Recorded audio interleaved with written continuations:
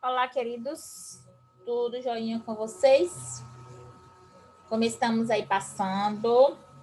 Estamos chegando na nossa reta final, não é mesmo? Continue se cuidando, não relaxem, porque o problema ainda não acabou. Tá bom, meus amores? Estão lendo? Leiam. Leiam artigos científicos, se informem. Porque quanto mais você lê, mais melhora o seu vocabulário, melhora a sua forma de falar. Tá bom, meus amores? Vamos lá para o nosso conteúdo de hoje, ó. Anatomia e fisiologia vegetal. Estamos estudando as plantas, lembram? Pteridófitas, briófitas, gimnospermas e angiospermas. Agora vamos estudar a parte interna, certo? Anatomia e fisiologia é isso. Anatomia é a forma, né, do órgão e fisiologia como ele funciona. Então, nós já vimos que os vegetais também têm tecidos, não é? Xilema e floema. Tecidos meristemáticos, os meristermas, são tecidos embrionários responsáveis pela formação e pelo crescimento da planta. Eles originam todos os demais tecidos vegetais. Então, ó, há dois tipos de merisperma, os primários e os secundários. Ok? Vemos aqui, ó. Os meristermas primários são tecidos cujas células provêm de mitoses das células embrionárias presentes na semente da planta. Estão localizados nas extremidades das plantas, como no ápice do caule e da raiz, formando as gemas apicais e no caule, em suas gemas, os obrotos laterais. Certo? Vamos lá? E aqui a gente vê, ó, uma célula vegetal. Como é que eu sei, minha pró, que aqui é uma célula vegetal?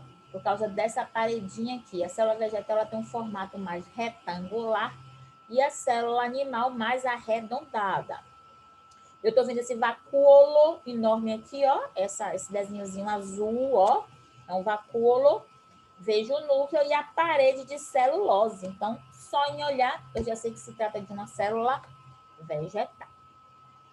Certo? E aqui a gente vem, ó, as estruturas, raiz, caule, folha, certo? Meristermas secundários são tecidos originários de células diferenciadas em geral, células parenquimáticas que sofrem uma desdiferenciação, isto é, voltam até a atividade mitótica. E a gente tem duas divisões, ó, o câmbio e o felogênio. Câmbio está na parte interna de troncos e raízes de gimnospermas e dicotiledôneas, que a gente já estudou isso também nas aulas anteriores, não é? Originando os vasos condutores, lembra, ó, os lenhosos, xilema, e os vasos liberianos, os floemas. Aqui a gente tem um desenhozinho esquemático, né? As pteridófitas e a maioria das monicotiledôneas apresentam apenas crescimento primário. As gimnospermas e a maioria das dicotiledôneas apresentam crescimento primário e secundário.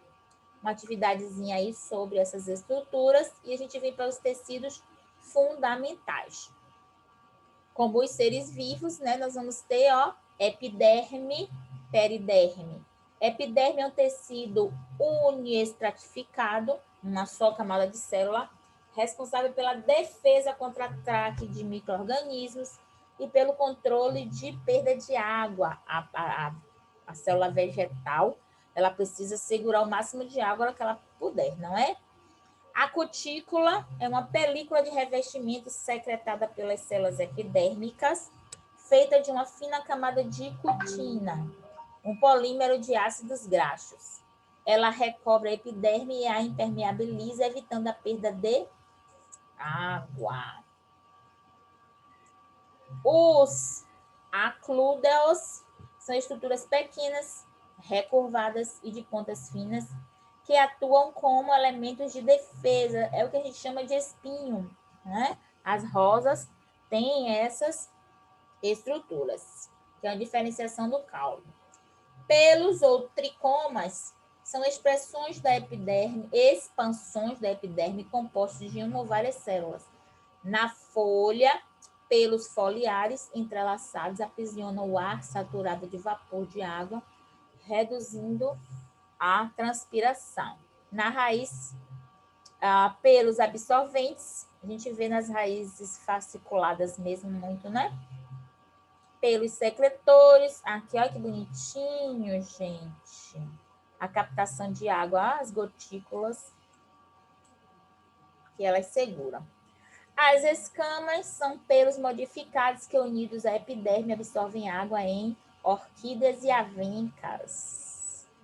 Os hidratódios são pequenas aberturas nos brotos das folhas e servem para eliminar, em forma de pequenas gotas, o excesso de água e sais minerais absorvidos. Esse fenômeno é conhecido como gutação.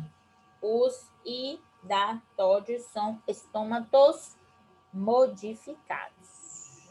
Aqui a gente vê uma representação dessa estrutura.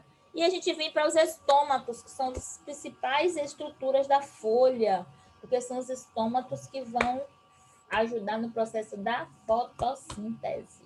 São estruturas que permitem a transpiração, troca de gases. Um estômato é formado por duas células guarda, ou células estomáticas, em forma de rim, que se conecta criando uma abertura chamada de ostiolo.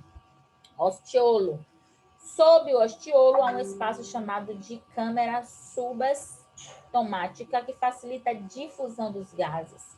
O tamanho do ostiolo varia de acordo com o tugor, teor de água das células estomáticas. Ó, aqui é uma fotografia, ó. Fotografia eletrônica de um estômato. As células estomáticas são as únicas células epitélicas e apresentam cloroplastos. Externamente, células epidérmicas anexas ficam justapostas às células guarda. São esses cloroplastos que vão produzir a clorofila, que dá cor verde aos vegetais. Certo? Periderme, tecido que reveste o caule e a raiz de plantas que crescem em espessura. É composto de 3 camadas: felogênio, feloderme e suber. Felogênio, como já vimos, origina todas as células da periderme. As células que se desenvolvem na parte interna do vegetal formam o feloderme e as células que se desenvolvem na parte externa, o suber. Ok. Muitas vezes o suber destaca-se e cai em grandes placas chamadas de ritidomas. Outras vezes rompem-se formando pequenas aberturas, as lentícelas, por onde há trocas gasosas entre os tecidos e o ambiente. As células centrais das lenticelas são redondas e frouxas, permitindo a difusão.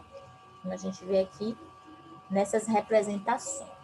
Temos mais uma atividadezinha. Tecido de preenchimento dos vegetais. Ou parenquismático, desculpem, são compostos de células vivas de paredes finas que se comunicam entre si. Além do preenchimento, os tecidos parenquimáticos desempenham tarefas como síntese e armazenamento de substâncias. Os tecidos de síntese são os parenquimas clorofilados e os tecidos de armazenamento são os parenquimas de reserva. Clorofiliano ficam no mesófilo, isso é, entre a derme superior e inferior da folha. Suas células são ricas em cloroplastos, portanto, rica em clorofila. Sua função é promover a fotossíntese, como a gente falou lá atrás. Há 2 tipos básicos: parênquima clorofiliano palissádico e parênquima clorofiliano lacunoso. Ok? Parênquimas de reserva possuem células sem cloroplastos adaptadas para armazenar substâncias.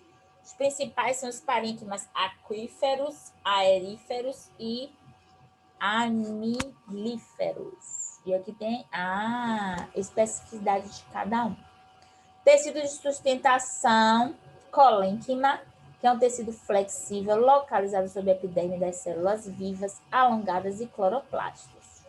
O esclerênquima é um tecido não flexível formado de células mortas, como lúmen reduzido por causa dos depósitos de lignina, um carboidrato rígido e impermeável à água. Por isso, suas células são retorcidas e muitas vezes formam feixes de fibras. Ele sustenta e reforça as porções da planta que não estão se alongando. Há dois tipos de célula no esclerênquima, as fibras e as escleríades. As fibras são células longas, afiladas e ocorrem em grupos formando feixes. Estão presentes em plantas fibrosas como sisal, juta, rame, linhada e algodão. Também são encontradas em caroços de frutas e cascas de nozes. As escleríades presentes em envoltórios de sementes, caroços de fruta, casca de nozes, polpas, etc. Tecido de condução, aqui muito importante porque são responsáveis pela condução dos sais e água, né? Nas briófitas não existem tecidos especializados, lembram que elas são rasteiras? Por isso a distribuição da seiva é feita por difusão célula a célula. Já nas plantas vasculares, que são pteridófitas, gimnospermas e angiospermas, os tecidos de condução compostos de tubos chamados de vasos de condução nutrem o tecido com rapidez. Quem primeiro sugeriu que as plantas teriam sistema de transporte, assim como os animais, foi William Harvey, o mesmo cientista que em 1649 descreveu a circulação sanguínea dos seres humanos. Os tecidos de condução, também chamados tecidos vasculares, são tipo xilema e floema. Xilema, ou lenhoso, é um dos tecidos de condução formado por células mortas, cilíndricas e ocas, com paredes reforçadas por celulose e lignina, que formam os vasos lenhosos. Vasos lenhosos conduzem a seiva bruta, ou seiva inorgânica, composta de água, sais minerais absorvidos pelas raízes até as folhas. Os vasos lenhosos são compostos por dois tipos de célula, o elemento de vaso e a traqueide. O elemento de vaso, ou traqueia, é uma célula alongada com paredes celulares primárias e secundárias. Traqueide ou traqueídeo é a célula alongada e fina, com paredes primárias e secundárias lignificadas, ou seja, com lignina, e pontuações nas paredes transversais. As pontuações não são abertas, e sim locais das células desprovidas de parede celular. O floema, ou liber, é um tecido de condução que transporta a seiva elaborada, a seiva orgânica, produto da fotossíntese das folhas para as raízes. É formado basicamente por tubos crivados de células companheiras. Tubo crivado é um vaso liberiano constituído por uma sequência de células chamadas de elementos de tubo crivado. Então, vamos ver outras estruturazinhas aqui, ó, plasmodérmos, isso aqui é importante. São paredes laterais, possuem poros através dos quais se formam os plasmodérmos, que comunicam essas células com suas células vizinhas. Suas paredes transversais possuem perfurações que permitem a passagem da seiva. A região da parede celular que apresenta essas perfurações é chamada de placa crivada.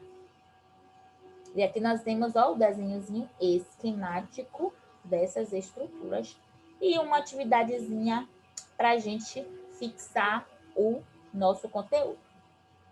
Ok, meus queridos, ficamos aqui nessa partezinha. Na próxima aula a gente pega os órgãos vegetativos. Ok? Fiquem com Deus, tenham um bom dia e até a próxima aula.